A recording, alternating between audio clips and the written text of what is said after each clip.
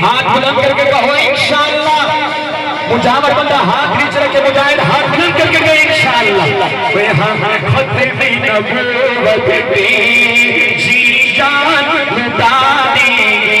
اٹھا جو کوئی فتنہ، اٹھا جو کوئی فتنہ، ہم رات بنا دیں گے. ہم ختم نبوت پہ جی جان لٹا دیں گے.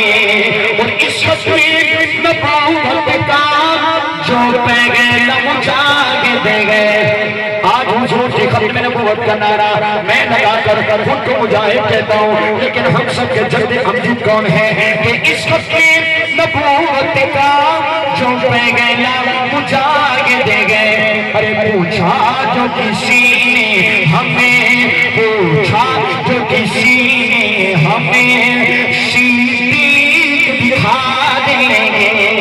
پوچھا جو کسی نے ہمیں صدیق دکھا دیں گے. اب آخر میں ذرا دو مرتبہ زندہ باد زندہ باد کا نعرہ لگانا ہے، حضور کی ختم نبوت کا نعرہ لگانا ہے کہ تاجدار ختم نبوت زندہ باد زندہ باد. میری حاضری مکمل. آخر میں حضور کی ختم نبوت کا نعرہ. ہمارے ایک لاہور کے بزرگ ہیں حضرت مفتی حسن صاحب دامت برکاتہ العالیہ.